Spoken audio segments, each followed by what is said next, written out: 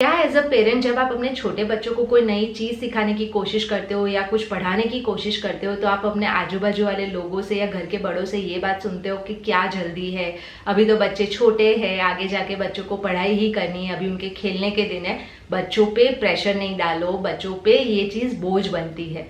अगर आपने ये सुना है तो आप अकेले नहीं हो। रिसेंटली मैंने बहुत सारे फोरम्स में ये डिस्कशन होते हुए देखा है जहाँ कुछ पेरेंट्स कहते हैं कि जो अर्ली लर्निंग है उसके बहुत सारे बेनिफिट्स होते हैं, और जो एक दूसरा सेट ऑफ पेरेंट्स है वो ये बिलीव करता है कि बच्चों को इतनी छोटी उम्र पे चीज़ें सिखाना शुरू नहीं करना चाहिए, उनको खेलने देना चाहिए। तो अब इन दोनों में से कौन सही है? क्या बहुत छोटे बच्चों को चीज़ें सिखाना या पढ़ाना शुरू करना सही है या गलत? इस बारे में है ये वीडियो।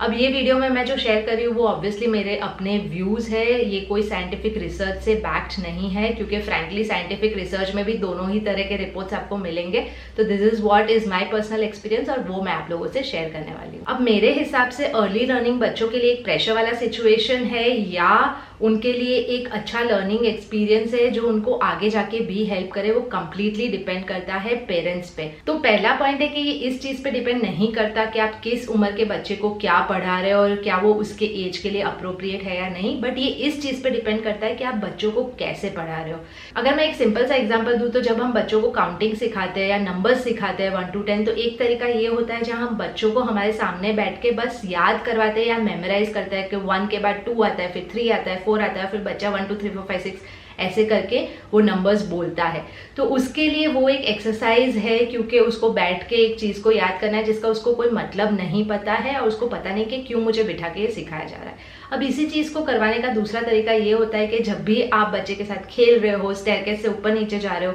तब आप उसके साथ हर बार स्टेयर्स काउंट करके नीचे जाओ या ऊपर आओ। आप रात को स्टार्स देख रहे हो तो आप स्टार्स को काउंट करो, आप बर्ड्स देख रहे हो तो आप बर्ड्स को मिलकर काउंट करो। तो इसमें आप बच्चों को एक्सप्लिसिटली नंबर्स नहीं पढ़ा रहे हो, but at the same time in activities के थ्रू बच्चे प्रैक्टिकल एप्लीकेशन से इन चीज को वैसे ही याद कर लेते हैं और फिर लंबे लंबे समय तक ये चीज को वो भूलते नहीं है। दूसरा जो पॉइंट है वो ये है कि आप बच्चों को क्या पढ़ाते हो वो आप किस बेसिस पे डिसाइड करते हो, बच्चे के हिसाब से या जो सोसाइटी के स्टैंडर्ड्स है उसके हिसाब से। व्हाट आई मीन टू से इज कि बहुत बार हमारे दिमाग में ये होता है कि बच्चा 3 साल का है तो उसको ठक ठक ठक ये सारी चीजें आनी चाहिए क्योंकि आजू बाजू के लोगों के बच्चों को वो आती है, या क्योंकि सब बोलते हैं कि 4 साल के बच्चे को तो ये आ जाता है या 3 साल के बच्चों को तो ये आ जाता है। या एक दूसरा तरीका होता है जहां पे आप देखोगे कि बच्चा किस चीज में इंटरेस्ट दिखा रहा है और अकॉर्डिंगली आप उसको वो चीज सिखाओगे। यानी मैं एक सिंपल सा एग्जांपल दूं तो अगर आपका बेटा एक एरोप्लेन को उड़ते हुए जाता हुआ देखता है और बहुत फैसिनेट हो जाता है और हर बार एक्साइटेड हो जाता है जब भी वो एक प्लेन को जाते हुए देखता है,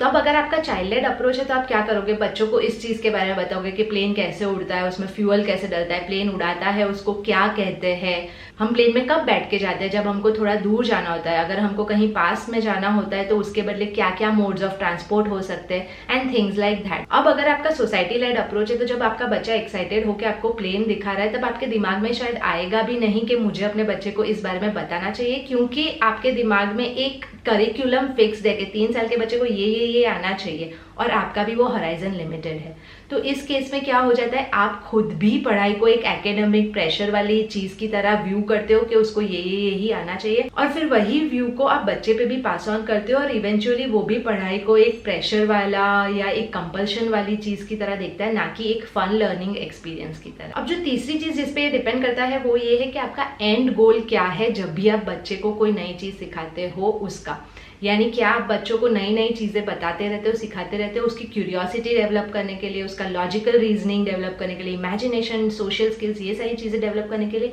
या जैसे मैंने पहले बताया कि आपका एक ठक ठक ठक सिलेबस है जिसको सिखाने के लिए आप ये कर रहे हो। एक सिंपल सा एग्जांपल दूं तो आजकल सोशल मीडिया पे एक ऐड बहुत ही फेमस है जिसमें छोटे बच्चों को 5-6 साल के बच्चों को कोडिंग सिखाने के लिए की क्लासेस है। अब अगर आपका फोकस बच्चों का स्किल सेट डेवलप करने पे तो आप ये सोचोगे कि बच्चे को कोडिंग सीखने की जरूरत नहीं है, coding is basically logic, right? तो आपको बच्चों का लॉजिक जितना स्ट्रांग हो सके इस छोटी उम्र में उतना स्ट्रांग करना चाहिए एंड इवेंचुअली वो लॉजिक अप्लाई करके आराम से कोडिंग कर सकता है। कोडिंग में सिर्फ एक सिंटेक्स ऐड करना होता है। लेकिन अगर आपका अप्रोच वो सिलेबस में फिट होने वाला है तो आप सोचोगे कि अरे इस 6 साल के बच्चे को कोडिंग आता है तो मेरे बच्चे को क्यों नहीं आता है, या इतने सारे बच्चे कोडिंग सीख रहे हैं तो हमें भी कोडिंग सीखनी चाहिए। इसके अलावा एक पॉइंट जो मुझे अर्ली लर्निंग का बहुत बड़ा फायदा लगता है और जिसकी वजह से मुझे लगता है कि इनफैक्ट अर्ली लर्निंग सबसे प्रेशर फ्री तरीका है बच्चों को पढ़ाने का,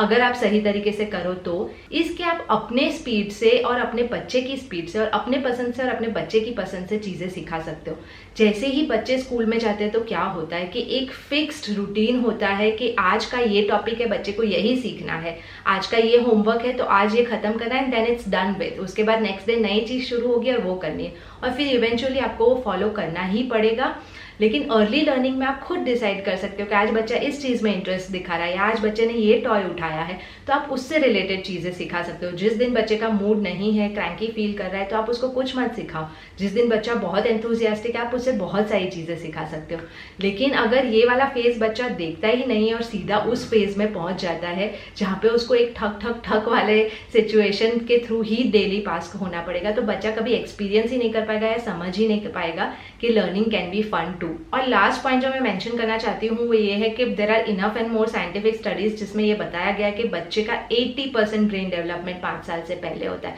यानी इमेजिन कि आपका बच्चा सिर्फ आपको और आजू बाजू वाले को बोलते हुए देख देख के ही कितने सारे वर्ड्स पिकअप कर लेता है पहले 2-3 सालों में। यानी आपने हर वर्ड उसको बैठ के बताया नहीं कि इसका ये मतलब है, सेंटेंस कैसे फॉर्म करना है, वो बेसिकली आपको देख के ही सीख रहा है। जस्ट इमेजिन, यानी अगर आप एक नए कंट्री में जाते हो जहाँ एक नई लैंग्वेज है, क्या आप सिर्फ लोगों को सुन सुन के 2 या 3 सालों में इस लेवल तक का कम्युनिकेशन कर सकते हो? एट दिस एज नहीं कर सकते, लेकिन बच्चे ये कर सकते हैं because their brain is developing so fast. और इसलिए बहुत इंपॉर्टेंट है कि सही तरीके से इस टाइम का उपयोग किया जाए और बच्चों को अच्छी तरीके से और सही तरीके से चीजें सिखाई जाए। So this was my view on early learning. अगर आपका कोई और व्यू है या कोई और पॉइंट्स है जो आप बताना चाहते हो तो नीचे कमेंट सेक्शन में जरूर बताइएगा। Otherwise as I said, please like, share and subscribe and I will see you in my next one. Bye bye.